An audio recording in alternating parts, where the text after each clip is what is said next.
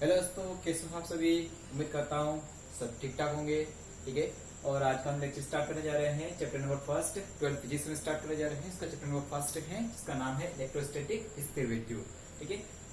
Chapter start करने से पहले मैं आप लोगों से एक रिक्वेस्ट करना चाहूंगा कि अगर आप चैनल पर नए हैं तो चैनल को सब्सक्राइब करें। मैं हूँ लतेश पाटीदार और आप देख रहे हैं अपना प्यारा सा चैनल श्री पाटीदार एजुकेशन। ठीक है। चैनल सब्सक्राइब करने के साथ साथ उसके साइड में जो बेल आइकन है उसको जरूर दबाएं, घंटी का निशान टन टन जरूर दबाएं ताकि आपको भविष्य में आने वाला वीडियो का नोटिफिकेशन आपको मिलता रहे। चलो स्टार्ट करते हैं। चैप्टर नंबर फर्स्ट हम स्टार्ट कर रहे हैं। चैप्टर नंबर फर्स्ट में इलेक्ट्रोस्टैटिक, इसमें जो है आज की जो टॉपिक है स्थिर विद्युतिकी, इलेक्ट्रोस्टैटिक्स, विद्युत आवेश और आवेश संरक्षण का सिद्धांत हम लोग डिस्कस करेंगे।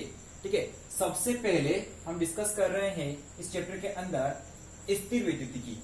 ठीक है। तो स्थिर विद्युतिकी होती क्या है, ठीक है, इसके अंतर्गत हम क्या क्या पढ़ेंगे। ठीक है। तो इसके अंतर्गत हम क्या क्या पढ़ेंगे, यह भौतिकी की वह शाखा होती है, भौतिकी की वह शाखा जिसमें स्थिर आवेशों के गुण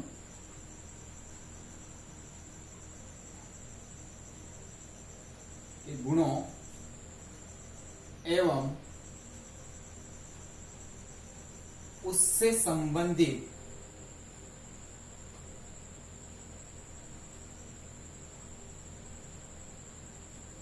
विद्युत बल, विद्युत क्षेत्र, विद्युत विभव, विद्युत धारिता तथा विद्युत ऊर्जा का अध्ययन किया जाता है। ठीक है।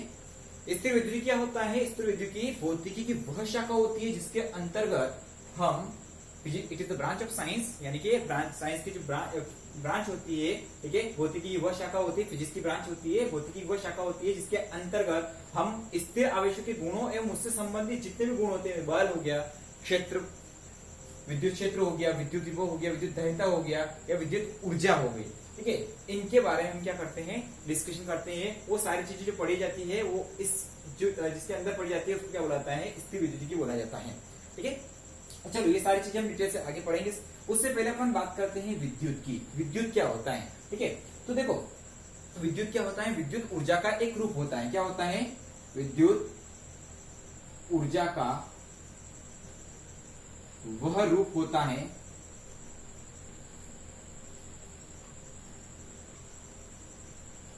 जिसके कारण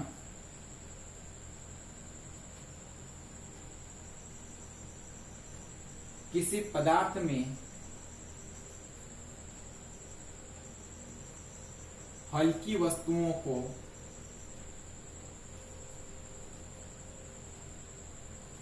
अपनी ओर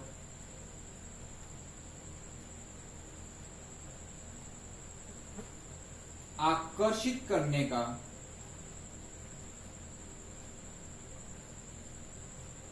गुण उत्पन्न होता है। ठीक है।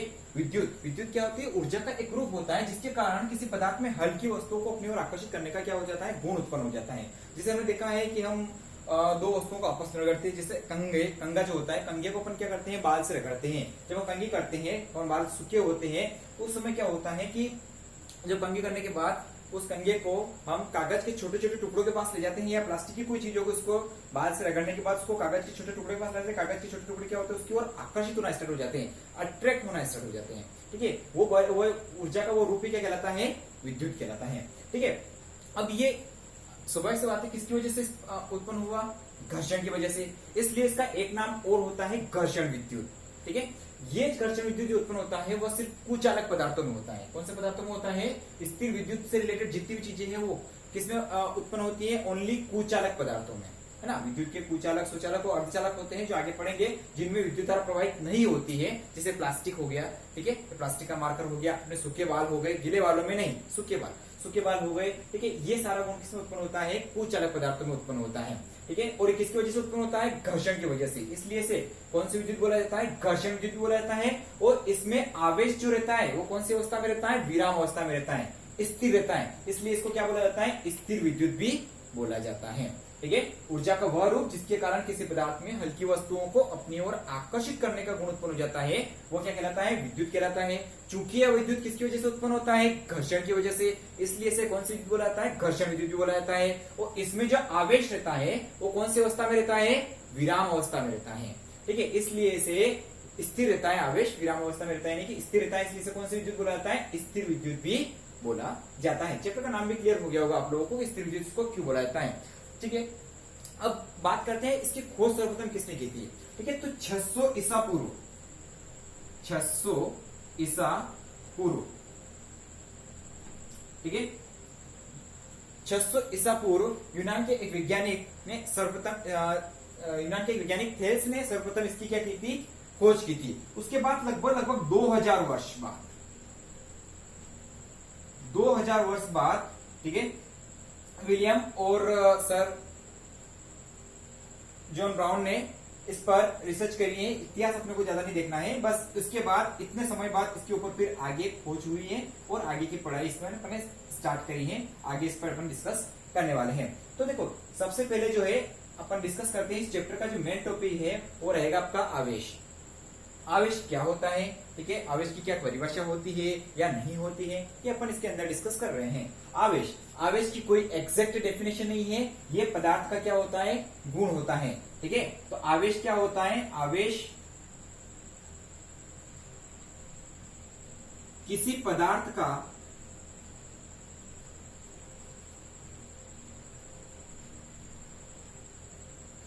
अंतर्निहित गुण होता है।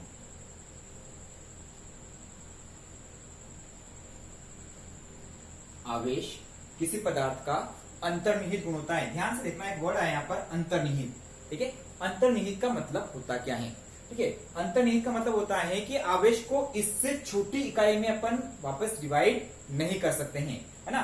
मतलब जैसे कोई पदार्थ हो गया, ठीक है, तो पदार्थ का सबसे छोटा रूप जो होता है वो क्या होता है? परमाणु।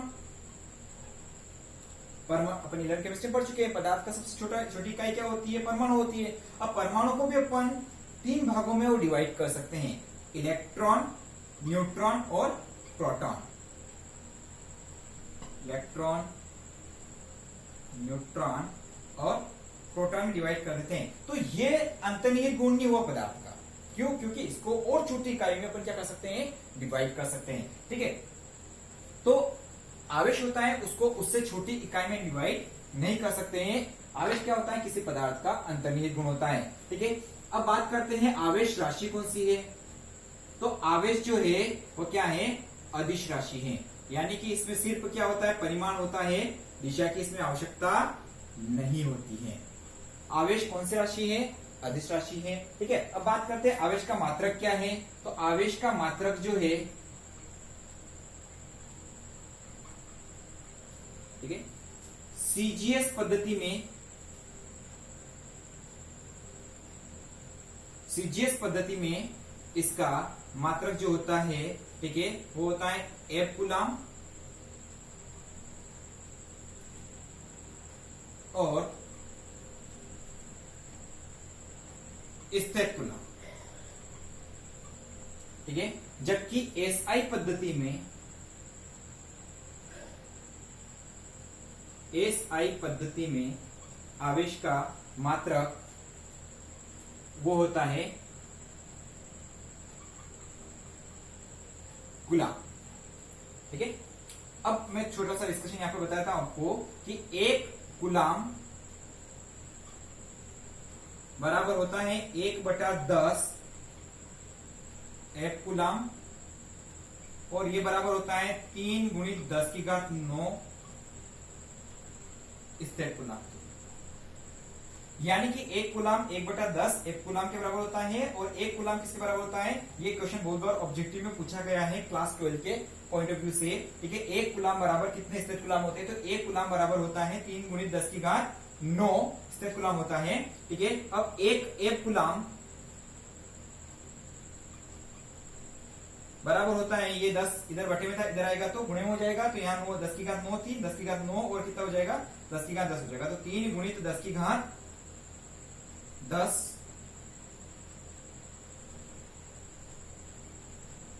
स्थिर पूर्णांक हो जाएगा। तो ये इंपॉर्टेंट रिलेशनशिप जो आपको याद रखना है, ठीक है। हाँ, अब आवेश के प्रकार देख लेते हैं यहाँ पर कि आवेश के प्रकार कितने होते हैं, ठीक है। तो आवेश मुख्यतः दो प्रकार का होता है, दो ही प्रकार का होता है। आवेश दो प्रकार का होता है, एक होता है आपका धनावेश और दूसरा होता है ऋणावेश, ठीक है। आवेश कितने प्रकार के होते हैं, दो प्रकार के होते हैं, धनावेश और ऋणावेश, ठीक है। आवेशों के कुछ गुण होते हैं, यानी कि आवेश जो है, ठीक है, यानी कि जो समान आवेश है, यानी कि दोनों धन धन आवेश हैं, तो समान आवेशों में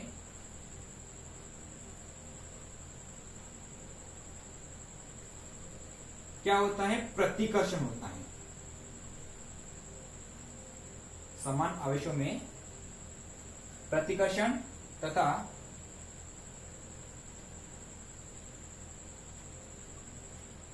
असमान आवेशों में क्या होता है, आकर्षण होता है। यानी कि हम दोनों धन धन आवेशों को एक दूसरे के नजदीक लाएंगे, ये भी धन आवेश, ये भी धन आवेश, तो ये एक दूसरे को क्या करेंगे, प्रतिकर्षित करेंगे। इनमें क्या होगा, प्रतिकर्षण होगा। दोनों ऋण आवेश लाएंगे आपस पास में, तो उनमें भी क्या होगा, प्रतिकर्षण होगा। लेकिन एक धन आवेश और एक ऋण आवेश हम पास में लाएंगे तो दोनों में क्या होगा, आकर्षण होगा, ठीक है। बल बल जो होता है वो दो प्रकार का होता है, एक आकर्षण बल होता है और एक प्रतिकर्षण होता है। आकर्षण बल का मतलब ये होता है कि एक वस्तु दूसरी वस्तु को अपनी ओर खींचती है, ठीक है। तो जब हम एक धन आवेश और एक ऋण आवेश हम पास में लाएंगे तो वो एक दूसरे को क्या करेगा, अपनी ओर खींचेगा। जबकि हम दोनों धन आवेशों को एक पास साथ में लाएंगे तो एक दूसरे को दूर धक्का देंगे, यानी उनमें क्या होगा, प्रतिकर्षण होगा। दोनों ऋण आवेश एक दूसरे के पास लाएंगे तो भी क्या करेंगे, दो एक दूसरे को क्या करेंगे, दूर धक्का मारेंगे, ठीक है। उसमें क्या होगा, प्रतिकर्षण होगा। जबकि एक धन और एक ऋण आवेश हम पास में लाएंगे तो दोनों क्या हो जाएंगे, अपनी ओर खींचेंगे। ये इसको खींचेगा, ये इसको खींचेगा, यानी दोनों एक दूसरे की ओर खिंचाएंगे, यानी उनमें कौन सा बल लगता है, आकर्षण बल लगता है। इज इट क्लियर है यहाँ तक, ठीक है। इसके बाद हम डिस्कस करते हैं, नोट्स आप लोग बनाते जाइएगा साथ के साथ, ठीक है। वीडियो को पॉज करके आप नोट्स बना लेना, ठीक है। मैं इसको भी रब कर रहा हूं।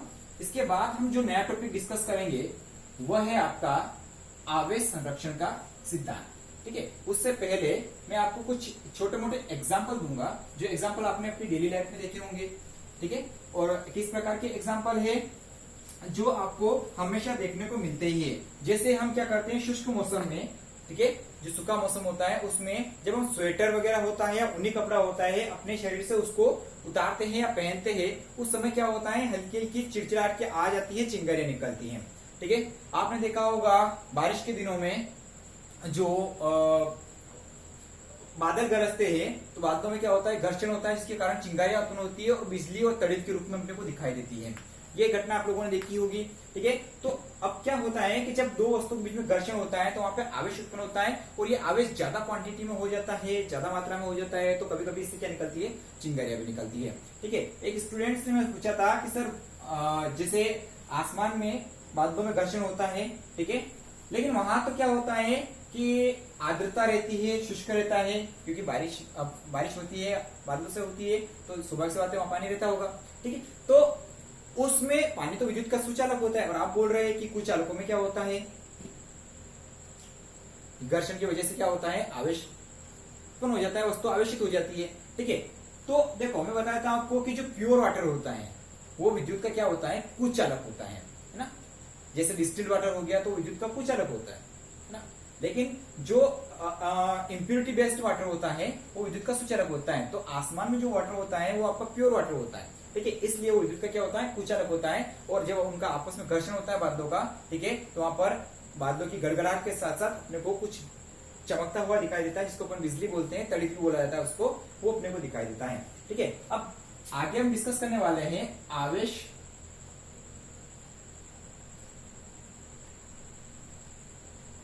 संरक्षण का नियम। ठीक है, तो आवेश संरक्षण का नियम डिस्कस करने से पहले मैं आपको बताता हूं कि ये नियम जो है वो लगता कहां है। ठीक है, आवेश संरक्षण का नियम लगता है पृथकृत निकाय में। पृथकृत निकाय, इंग्लिश में बोला जाता है इसको आइसोलेटेड सिस्टम बोला जाता है। आइसोलेटेड सिस्टम में पृथकृत निकाय होता क्या है? ऐसा निकाय, ऐसा सिस्टम पूरा, ठीक है, ऐसा सिस्टम जिसका संबंध किससे ना हो? अर्थ से, पृथ्वी से नहीं होता है, उसे क्या बोला जाता है? पृथकृत निकाय बोला जाता है। ठीक है, तो आवेश संरक्षण का सिद्धांत बोलता है कि किसी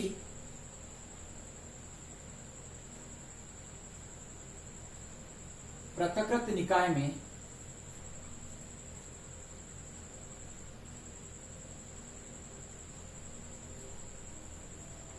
आवेशों का बीजीय योग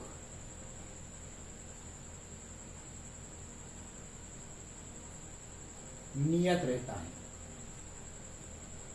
या हम कह सकते हैं किसी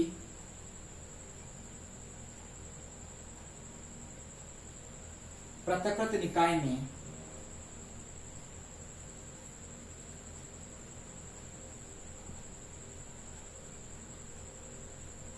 धन आवेशों और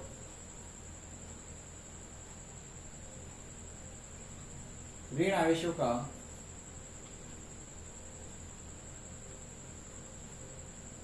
बीजीय योग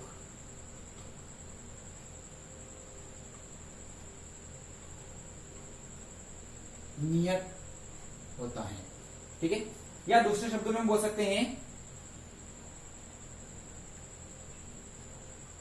दूसरे शब्दों में आवेश को न तो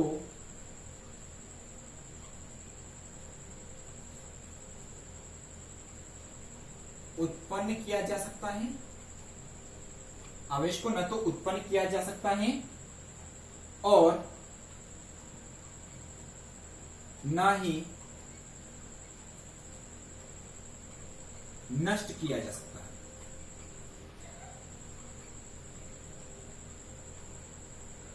आवेश को न तो उत्पन्न किया जा सकता है और न ही नष्ट किया जा सकता है। इसे सिर्फ एक पदार्थ से दूसरे पदार्थ में ट्रांसफर किया जा सकता है, हस्तांतरित किया जा सकता है। ठीक है, तो इसका एक एग्जांपल देखते हैं। एक कांच की छड़ लेते हैं अपन, काय की छड़ है ये? कांच की छड़। ठीक है, और यहां पर लेते हैं एक रेशम का कपड़ा। जब कांच की छड़ को रेशम के कपड़े से रगड़ा जाता है, ठीक है, तो कांच की छड़ कौन सा आवेशित हो जाती है? धनावेशित हो जाती है, तथा रेशम का कपड़ा जो है वो क्या हो जाता है? ऋणावेशित हो जाता है। कांच की छड़ जो है उस पर कौन सा आवेश आ जाता है? धनावेश आ जाता है, जबकि रेशम का कपड़ा जो है उस पर कौन सा आवेश आ जाता है? ऋण आवेश आ जाता है। ये क्यों आता है ये भी अपन डिटेल से डिस्कस करेंगे, लेकिन अभी कांच की छड़ पर धनावेश उत्पन्न हो जाता है और रेशम की छड़ पर ऋण आवेश आ जाता है। ठीक है, बाद में जो जांच करने पर पता चलता है कि जितना धन आवेश इस कांच की छड़ पर होता है उतना ही ऋण आवेश किस पर होता है? इस रेशम के कपड़े पर होता है, जो पहले था, रगड़ने के पूर्व था। ये बेस्ट एग्जांपल है सबसे। कांच की छड़ और रेशम को कपड़े को रगड़ा जाता है तो कांच की छड़ पर धनावेश उत्पन्न हो जाता है, रेशम के कपड़े पर ऋणावेश आ जाता है। बाद में जांच करने पर पता चलता है कि कांच की छड़ पर जितना धन आवेश आता है रेशम के कपड़े पर उतना ही ऋण आवेश होता है। ठीक है, यानी आवेश न तो उत्पन्न हुआ और न ही नष्ट हुआ, इसमें से कुछ आवेश निकलकर इसमें आ गया। ठीक है, अभी कैसे आता है उसको भी अपन डिटेल से डिस्कस करेंगे। यही क्या है? आवेश संरक्षण का सिद्धांत है। ध्यान रहे, यह सिद्धांत, यह नियम सिर्फ पृथकृत निकाय पर लगता है। अगर इसका संबंध पृथ्वी से हो जाएगा या अपन हाथ के थ्रू भी इसे लगाते तो हमारे शरीर क्या होता है? विद्युत का सुचालक होता है। सारा आवेश हमारे शरीर में होते हुए छोटी सी विद्युत धारा प्रवाहित करेगा और कहां चला जाएगा? पृथ्वी के अंदर चला जाएगा। तो निकाय कौन सा होना चाहिए? पृथकृत निकाय होना चाहिए। है ना। पृथक निकाय में आवेशों का बीजीय योग जो रहता है वो नियत रहता है, या धन आवेशों और ऋण आवेशों का बीजीय योग क्या रहेगा, नियत रहेगा, या शून्य रहेगा, शून्य भी बोल सकते हैं अपन, लेकिन नियत रहेगा।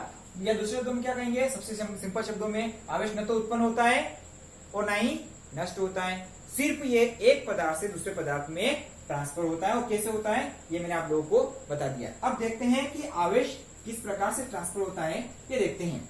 तो आप लोग जो 11 की केमिस्ट्री पढ़ चुके हैं, 11 की केमिस्ट्री में आप लोगों ने इलेक्ट्रॉन, प्रोटॉन, न्यूट्रॉन के बारे में पढ़ा होगा, ठीक है। आपने कुछ ऐसा सिस्टम पढ़ा होगा कि जो ये मानो कोई तत्व है, ठीक है, इस तत्व के बीच में जो होता है उसका नाभिक होता है, ठीक है, नाभिक धनावेशित होता है, और उसके बाहर कुछ ऐसे कक्षक होते हैं जिसमें इलेक्ट्रॉन क्या करते हैं, घूमते रहते हैं, ठीक है। नाभिक के अंदर न्यूट्रॉन प्लस प्रोटॉन होता है, न्यूट्रॉन पे कोई आवेश नहीं होता है, प्रोटॉन पर धनावेश होता है, इसलिए नाभिक धनावेशित होता है। बाहर जो है पहले वाले कक्ष में 2 इलेक्ट्रॉन, फिर इसमें 3 4 5 6 7 1 2 3 4 5 6 7 और 8 इलेक्ट्रॉन हो गए, ठीक है। फिर इसके बाद मान लो इसमें 2 इलेक्ट्रॉन है, इस प्रकार से इसमें इलेक्ट्रॉन में कौन सा आवेश होता है, ऋण आवेश होता है। तो बाहर जो है वो क्या हो जाएगा, ऋण आवेश पोषण हो जाएगा। धन आवेश, ऋण आवेश एक दूसरे को क्या करते हैं, आकर्षित करते हैं, ठीक है। तो ये पूरा सिस्टम अपना बना रहेगा, ठीक है। लेकिन क्या होता है कि जो इलेक्ट्रॉन नाभिक के ज्यादा नजदीक होते हैं, नाभिक उसको ज्यादा जकड़ के रखता है, ठीक है, जिनको क्या बोला जाता है, बंद इलेक्ट्रॉन बोला जाता है।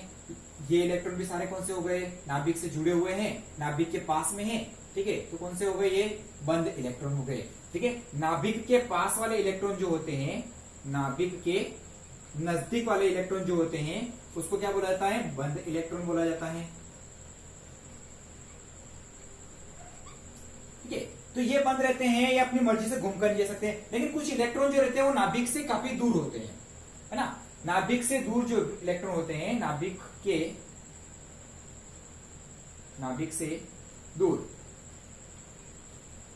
से दूर जो इलेक्ट्रॉन होते हैं उनको बोलते हैं मुक्त इलेक्ट्रॉन।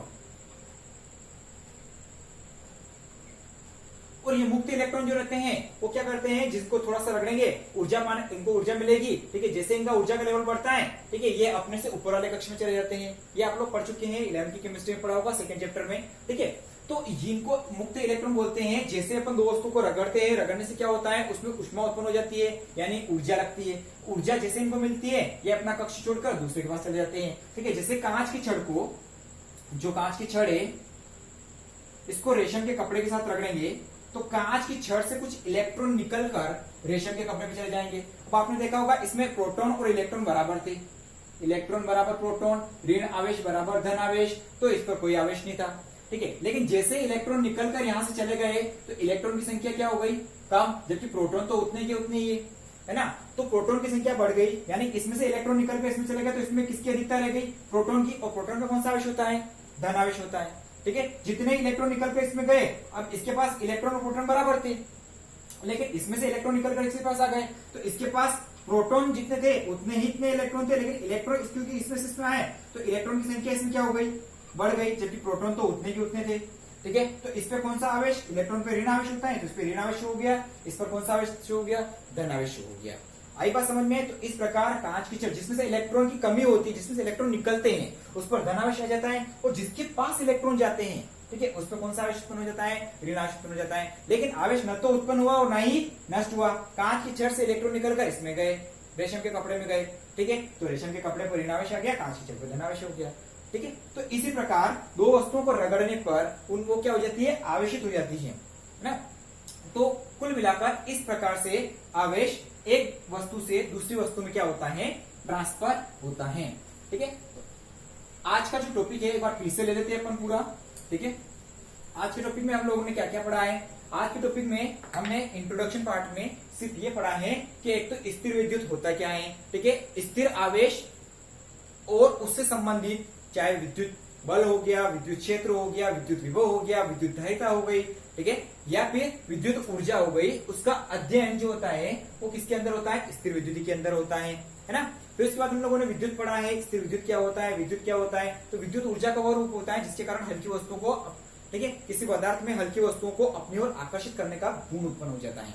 ठीक है। चूंकि ये विद्युत किसकी वजह से उत्पन्न होता है, घर्षण की वजह से उत्पन्न होता है, इसलिए इसे कौन सा विद्युत बोला जाता है, घर्षण विद्युत बोला जाता है, ठीक है। और इसमें आवेश जो रहता है वो विराम अवस्था में रहता है, इसलिए इसको कौन सी, स्थिर विद्युत भी बोला जाता है। आवेश जो रहता है वो स्थिर रहता है, मूवमेंट नहीं करता है, एक जगह से दूसरी जगह नहीं जाता है, ठीक है। एक जगह से दूसरी जगह जाएगा तो उसमें धारा उत्पन्न हो जाएगी, जो अपन पढ़ेंगे आगे पढ़ेंगे, ठीक है। इसमें आवेश कौन सी अवस्था में रहता है, स्थिर अवस्था में रहता है, इसलिए इसको कौन सी विद्युत बोला जाता है, स्थिर विद्युत बोला जाता है। फिर हमने देखा आवेश, ठीक है। तो आवेश जो होता है, ठीक है, आवेश किसी पदार्थ का अंतर्निहित गुण होता है, जो मैं आपको डिस्कस कर चुका हूं। आवेश एक अदिश राशि होती है जिसका मात्रक जो होता है वो क्या होता है, कूलाम होता है, और सीजीएस पद्धति में उसका मात्रक जो है एफ कूलाम या स्थिर कूलाम भी होता है। एक कूलाम बराबर कितना होता है, 3 गुणित 10 की घात 9 स्थिर कूलाम होता है, ठीक है। उसके बाद हम लोगों ने डिस्कस किया है आवेश संरक्षण का सिद्धांत। आवेश न तो उत्पन्न होता है और न ही नष्ट होता है, सिर्फ एक पदार्थ से दूसरे पदार्थ में इसको क्या किया जा सकता है, ठीक है, रूपांतरित किया जा सकता है, ट्रांसफर किया जा सकता है